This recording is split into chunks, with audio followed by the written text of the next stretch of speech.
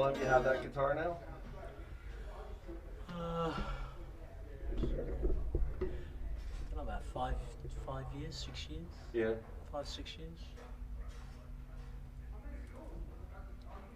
Is that the combination of everything you've always wanted in a guitar, or just? Yeah, I would say so. It's, you know, I wanted something to take on the road that was tough,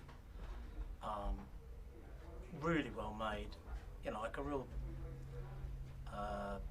something that, you know, wasn't just going to get beat up Is this and stuff fall off of it. Like, this might be able to work. Sorry, Kirk. What's your heat?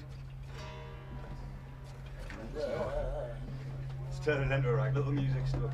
Is there any space there? You can push over a wee bit. Is that Adam's bloke? Yes. Yes, you. He's a lead supporter. Don't talk to him, yeah? Yeah. Sorry. Yeah. That's all right. Yeah. Yeah. So, yeah, I just wanted, like, the guitar I've used throughout my career since 1980, well, actually 1981, 1982. There's a Gretsch 6120, 1961, but there comes a time when the binding falls off, and I've replaced the, what you call it, the pickup surrounds are replaced about 4 times. You know, there comes a time, and I wanted to improve what I believe is I wanted to improve upon it with something that was like an individual sound. I really wanted an individual sound. I didn't want just a standard TV Jones classic pickup sound in a semi-acoustic. So I found these, well, it's actually made by TV Jones, the irony. It's a Paul Yandel pickup. They call it the Duotron, which I don't believe they use in any of their models today. Someone will probably tell me I'm completely wrong when they do, fine. But yeah, and it's got that kind of punchy, a bit of a punchy P90 sound to it, and a lot of power and a lot of oomph, you know, a lot of bottom end kick, which is why I use semis. They've always got like a bottom end kick, you know. Although I do love tellies, I've got a couple of tellies, you know. Everybody does. It's kind of the go-to, isn't it? It just never lets you down. The strings go through the body, go over the bridge, go over the nut, go on the tuner. That's it. End of story. It's none more technical. So you had to go and pick something complicated. Well, well, you know, it's If got we're a. going to bring something into battle, let's make it complicated. Okay, all right. Okay, I set myself up there, didn't I? Really? Yeah. All right, you want some stupid questions? Yeah, sure. I'll start with some non-music related questions. Okay, let's do it. Let's go. Beer or wine? What? Beer or wine? Beer. Beer? What's your beer? With my beer? No, what beer? I like German Pilsner. I also like Danish, well, Pilsner, Danish beers. I like the old time Danish beers, like the 47. I like that very much. And of course, if I walk into a bar, the first thing I ask for is Guinness. Irish. Steak or fish? Fish. Fish? Yeah. Yeah. How do you like your fish? Stone cold dead, and you know, prawn, shrimp as you call it, shrimp, crab, lobster, scallop, then any kind of fish after that. Basic seafood. Yeah. Yeah. Yeah. Yeah. Raw cooked, anything. Anything. Very good. Favorite cuss word? Favorite password? Cuss word. Cuss word? Yeah. You have to have a go-to when you're mad at somebody. It's an old English word. It's one of the 2,500 original English words. C-U-N-S. See you next Tuesday. That's the one. Yeah. Yeah. Mine as well. Might as well. First album. Cool. First album. Now we're dating ourselves, aren't we? First time when I was a boy. John Mayall's Blues Breakers. Okay. I think it was. First concert. First concert. Don't know, some local thing. Okay. First instrument. Guitar. Do you remember what it was? Yeah, I do. It was a Michigan F-Hold acoustic, which they stole from me in about 94, 97, somewhere around there. Heartbreaking. My mum bought it for me when I was 12. She had some money from the government for my brother when he was being born, and it's my birthday, and she bought me a guitar for, it was £22, and she knocked it down to 18. I think you have it in your hand based off of our conversation before I was recording, but favorite bit of kit? Favorite bit of kit? I love this guitar. I've also got a Marshall Blues Breaker at home, and it's a purple one. Don't ask me, I didn't particularly want a purple one. I wanted a black one, but it was in the shop at £800. It turns out they only Are made... we talking Prince purple? Are we talking eggplant purple? Jimi Hendrix purple. You can't go wrong with that. Marshall call their purple Hendrix purple.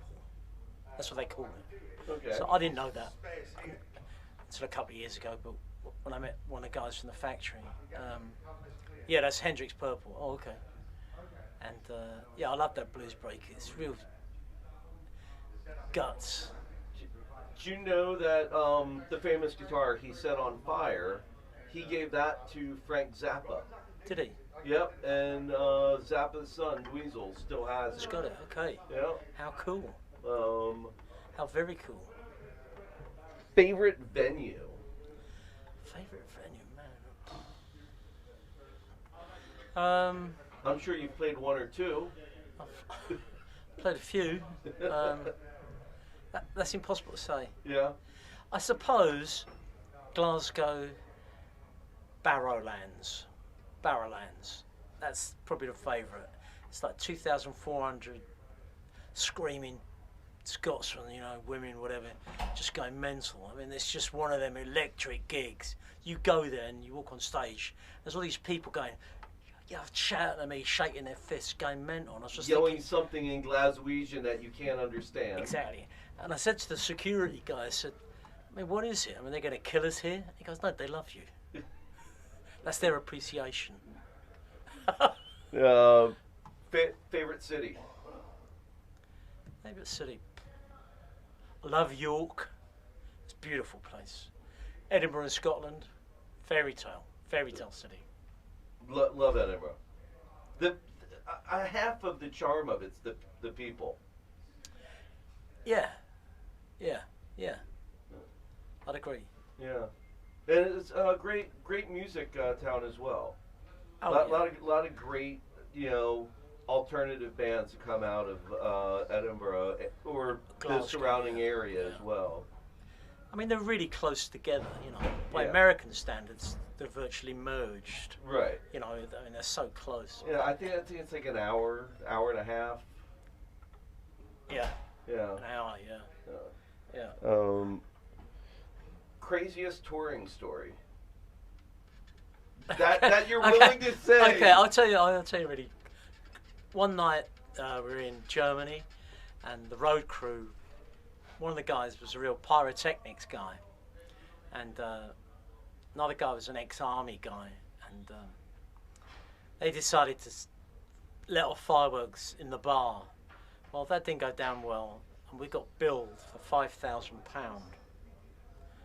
They then, after they put the fires out, they then decided they were going to throw a TV out of the second floor, and just, you know, as you do, you know, you've got nothing better to do. Do they think they're Keith Moon?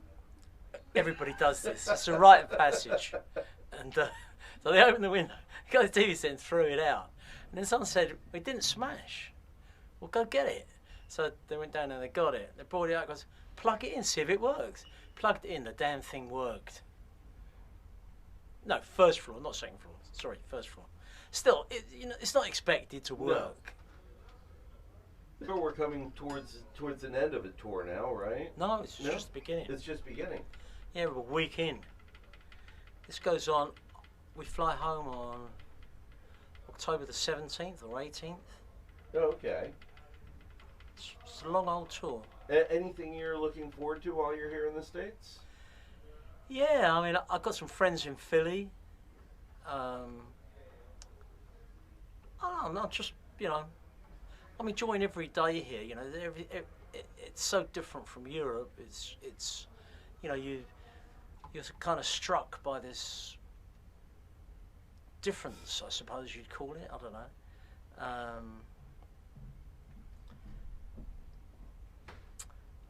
I like Texas.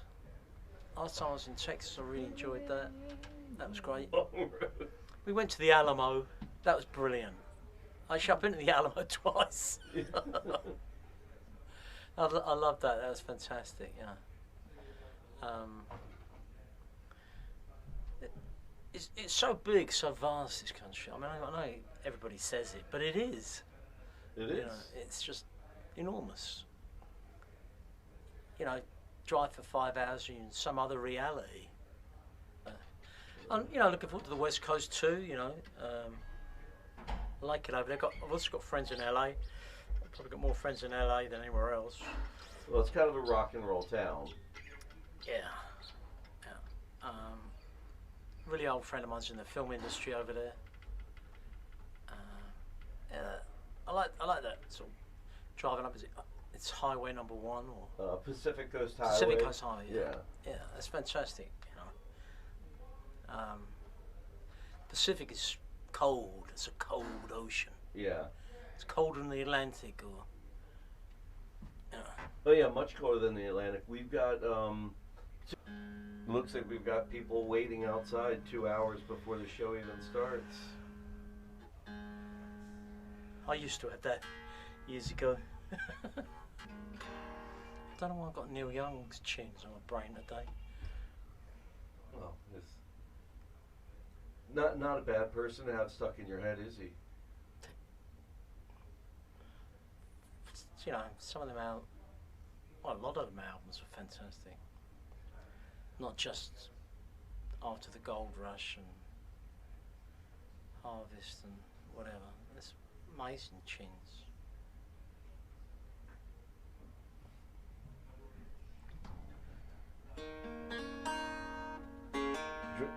Driving down the road, if just on a normal day, driving down the road, what would we expect to hear on your car stereo? That's yours, mate. Thank you. On the stereo where? In America? Yeah, no, just anywhere. Driving down the road, what are you listening to? Well, what I would listen to, I'd listen to.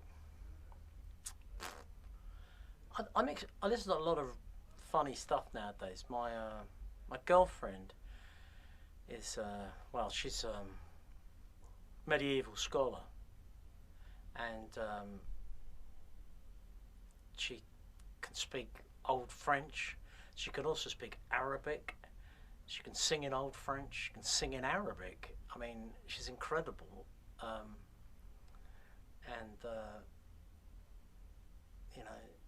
She's doing a PhD right now, and she's amazing.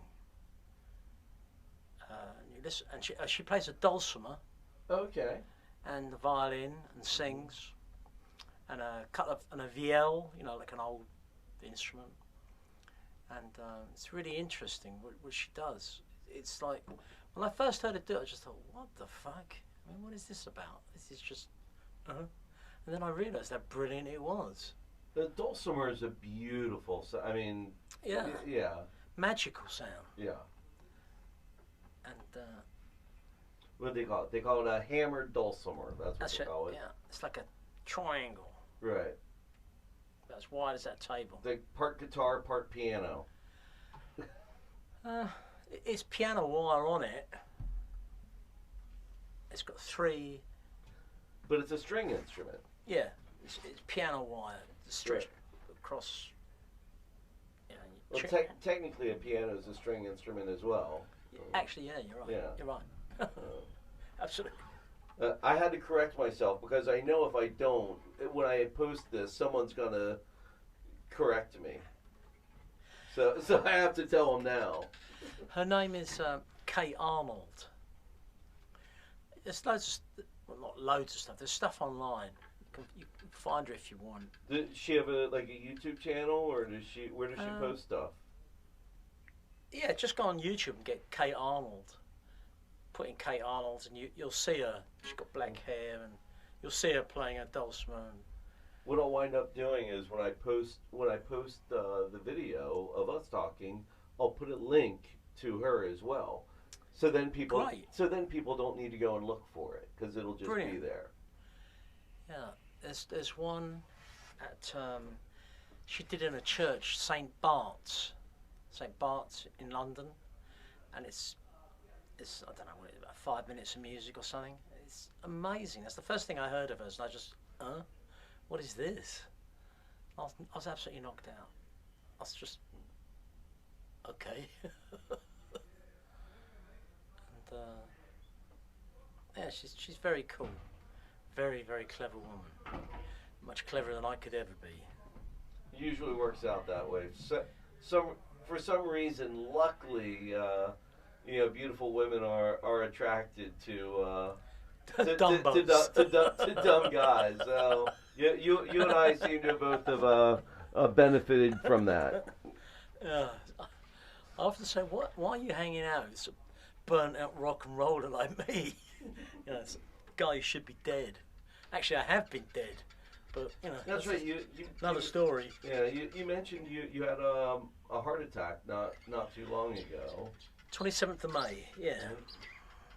How you feeling? I feel all right. I mean, I'm not 100%. I mean, I wouldn't give myself 90%. I probably wouldn't give myself 80%. I probably wouldn't even give myself 70%. But I feel okay. But I just wanted to rejoin the human race, go do what I've always done, go play music. So I could sit at home and twiddle my fingers, or. That's probably the quickest way to die, though, isn't it? Probably, but this is cool because I'm not. When I do my own shows, it's like an hour 15, hour 30, hour 35. Tonight, all I'm doing is 40 minutes. We're opening the show up, so we're doing 40 minutes off. So I'm not out there killing myself. Do you know what I mean? So are you touring as a full band now, or what is? It's unfortunately, my guitar player, his mum's, he's got to stay home and look after his mum. She's a very old lady, and he's got to take care of her. So he couldn't make it. So it's just me on guitar. Okay. So 3-piece now, or? No, it's 4. We got Clive. That's Clive. Hello, Clive. Hi. Wait, hold on. And hello, Clive. Hi. There you go. Clive plays sax, and me on guitar. Stanley on bass, and we've got Robin, a really old friend of mine, Robin Goodridge on drums. Up until recently, Robin's played with Bush. He's the Bush drummer. Okay. Plays with Bush, yeah, Robin. And he's just a really old friend. I said, what are you doing? Not much. Do you want to go on tour? Yeah. And that's it. Simple as that. I heard him. With all the irony that goes with it, I heard him banging away at Soundcheck. I didn't realize he had played with Bush. Yeah. Yeah, that's fantastic. I'm really looking forward to the show tonight. He's a great drummer. He's a great guy. He's a real fun guy. Really good guy. Yeah. So it's just the 4 of us, and I'm coping with just being the only guitar player, just about, says he. I have to think about it all the time, whereas when I've got a gunslinger guitar player behind me, I don't have to think about it. But for what we're doing here, I have to think about it. So I have to sort of stay you know, click, click, click, switched on. Right. Instead of goofing off and doing what I want. Well, I imagine it's got to change the song structures a little bit.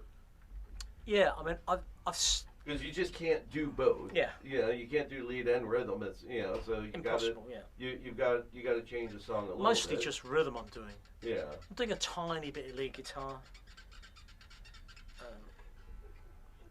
I wouldn't call myself a lead guitar player. I play guitar, I write songs on a guitar. I wouldn't call myself some kind of master guitar player.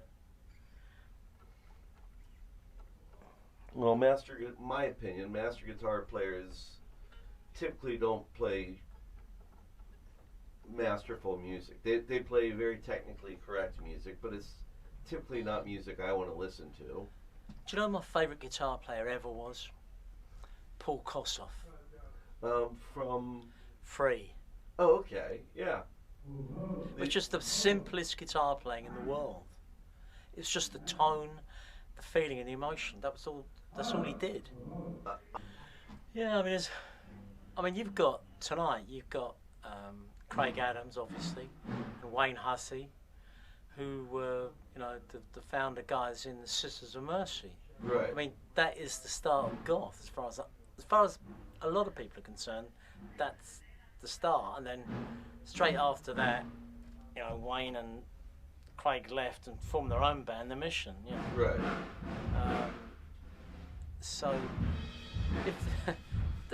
I feel that is pretty much the start of it myself.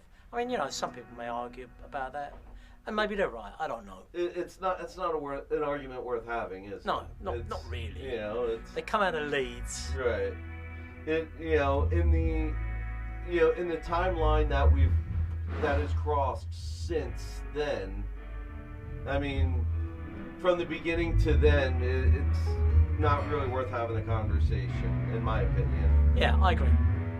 You know, are you going to argue about the date the blues boom started? Was it 67 or was it 68? You know, where does this argument start? Right. Then? It's funny to hear, like, you know, if you sit there in any of the online forums, you know, where all of us that weren't there at the beginning go and argue about what it was like at the beginning. You know, and we weren't there, but you know, the argument is the beginning of goth is really like Screamin' Jay Hawkins. I mean, now you're going to an nth degree. You know, so really it's not a conversation worth having. There's artists that I really enjoy that make music that I really love, and rather just talk about fantastic music than talk about who did something first. Yeah.